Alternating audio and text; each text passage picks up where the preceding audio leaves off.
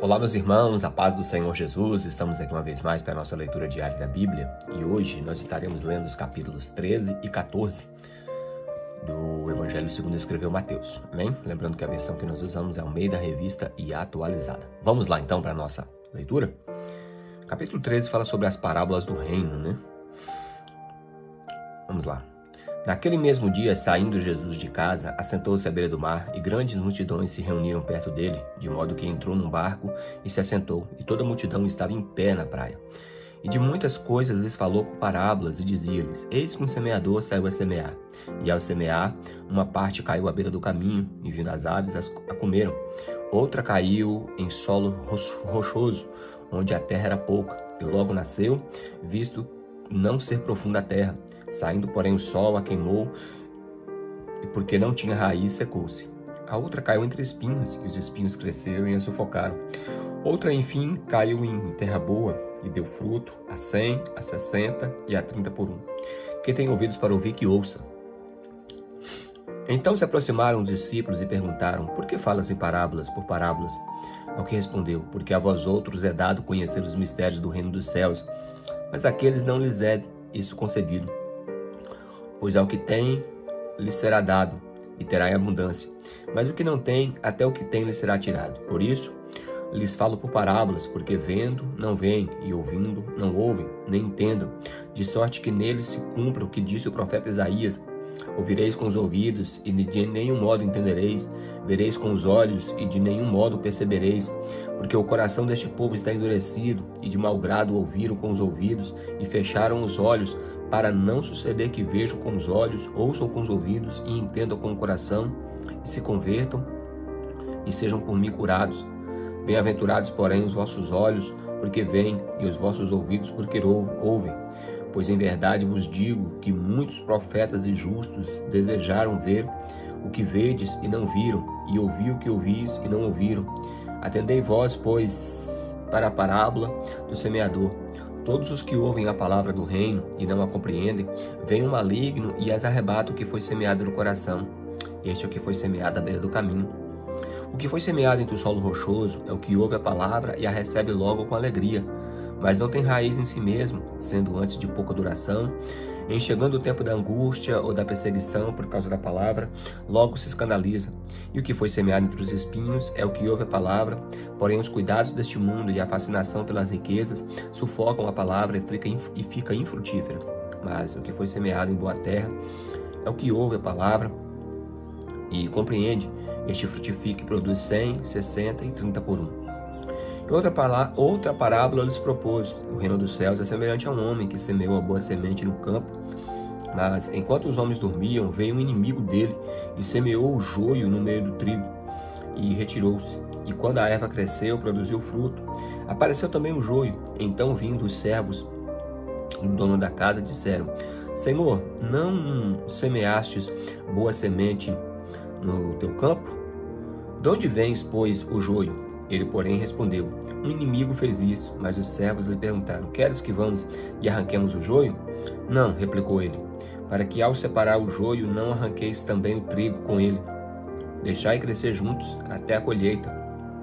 E no tempo da colheita direis aos ceifeiros: Ajuntai primeiro o joio, atai em feixes para ser queimado, mas o trigo recolhei no meu celeiro. Outra parábola lhes propôs, dizendo: O reino dos céus é semelhante a um grão de mostarda, que um homem tomou e plantou em seu campo, o qual, na verdade, é a menor de todas as sementes de hortaliça, tá, irmão? Semente de hortaliça, tá? O qual, na verdade, é a menor de todas as sementes, e crescida é maior do que as hortaliças, e se faz a árvore, de modo que as aves do céu vêm aninhar-se aos seus ramos. Disse-lhes outra parábola: O reino dos céus é semelhante a um fermento que uma mulher tomou e escondeu em 3 medidas de farinha, até ficar tudo levedado. Todas essas coisas disse Jesus às multidões por parábolas, e sem parábolas nada lhes dizia, para que se cumprisse o que foi dito por intermédio do profeta: Abrirei em parábolas a minha boca e publicarei coisas ocultas desde a criação. Então, despedindo as multidões, foi Jesus para casa e, chegando-se aos seus discípulos, disse: Explica-nos a parábola do joio do campo. E ele respondeu: O que semeia a boa semente é o filho do homem. O campo é o mundo.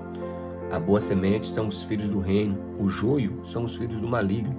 O inimigo que semeou é o diabo, e a ceifa é a consumação dos séculos, e os ceifeiros são os anjos. Pois assim como o joio é recolhido e lançado no fogo, assim será na consumação dos séculos. Mandará o Filho do Homem os seus anjos, que ajuntarão no seu reino, que ajuntarão no seu reino todos os escândalos e os que praticam a iniquidade, e lançarão na fornalha acesa. Ali haverá choro e ranger de dentes. Então os justos resplandecerão como o sol no reino do seu Pai. Quem tem ouvidos para ouvir, que ouça. O reino dos céus é semelhante a um tesouro oculto no campo, o qual certo homem, tendo achado, escondeu, e, transbordante de alegria, vai e vende tudo quanto tem e compra aquele campo. O reino dos céus também é semelhante a um que negocia e procura boas pérolas, e, tendo ele achado uma pérola de grande valor, vende tudo que possui e a compra. O reino dos céus é ainda semelhante a uma rede que, lançada ao mar, recolhe peixe de todas as espécies. Quando já está cheia, os pescadores arrastam-na para a praia e, assentados, escolhem os bons para os cestos e os ruins deitam fora. Assim será na consumação dos séculos. Sairão os anjos e separarão os maus dentre os justos e lançarão na fornalha acesa. Ali haverá choro e ranger de dentes. Entendestes todas essas coisas? Responderam, sim.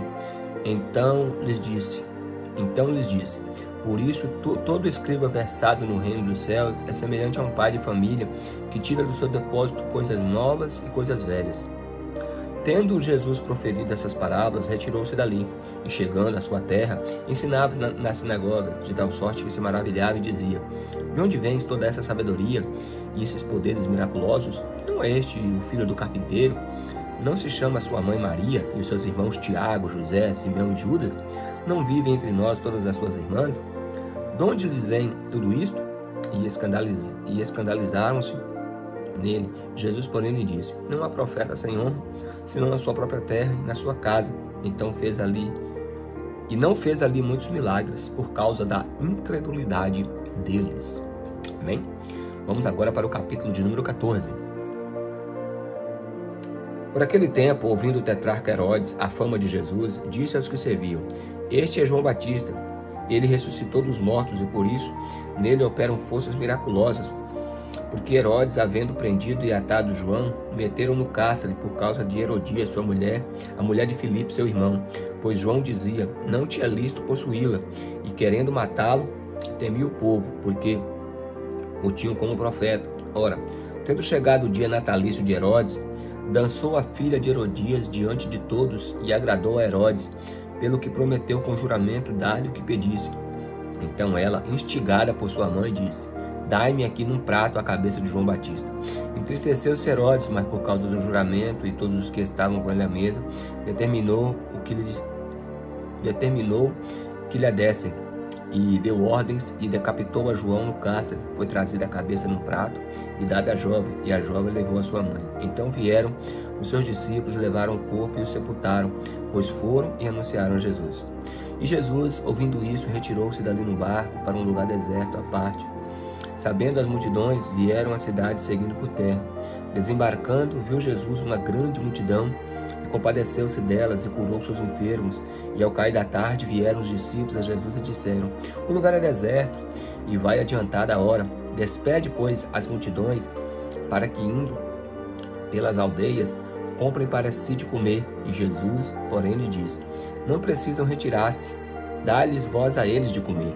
Mas eles responderam, não temos aqui senão 5 pães e 2 peixes. Então ele disse, trazei-nos. Tendo mandado que a multidão se assentasse sobre a relva, tomando os 5 pães e os 2 peixes e erguendo os olhos aos céus, os abençoou.